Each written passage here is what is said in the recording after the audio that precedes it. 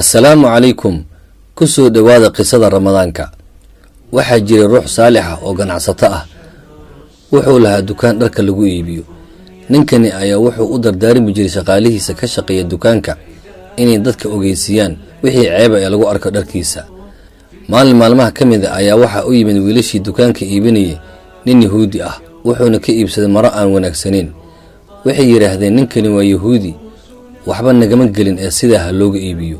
ninkii yahuudiga wuxuu iibsaday maradii uuna iska tagay kadib waxa yimid ninkii dukaanka lahaa wuxuuna weydiiyay maradii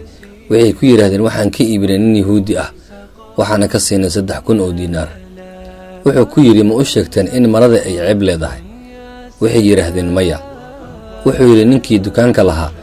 xaguu aaday ninkii yahuudiga ahaa waxay ku yiraahdeen wuxuu la laabtay dadkii safarka ah ee markii hore ula socday ninkii ayaa ka daba baxay wuxuuna ka daba qaaday lacagtiisii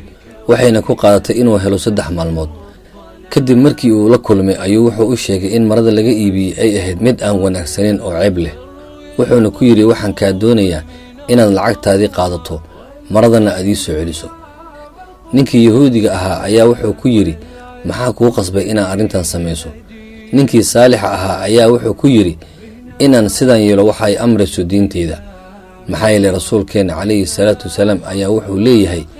ruuxiina qayaano nagama tirsana ninkii yahuudiga ah ayaa isagana ku yiri anigana lacagtii aan idin siinay waxay ahayd mid faalsa ah balse hadda waxaan ku siinayaa 3,000 oo sax ah iyo lacag dheeraad ah waxaana qirayaa in Allah subhanahu wa ta'ala uu yahay Allah xaq lagu caabudo nabi maxamedna uu yahay rasuulkii xaq lagu soo diray qisadayna halka ayay nooga eg tahay faa'iidada aan ka qaadanayna qisadani ayaa waxay tahay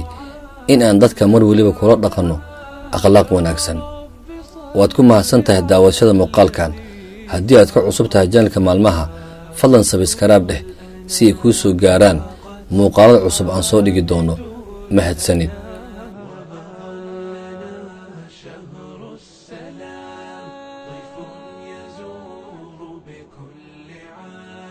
فإذا أهل هلاله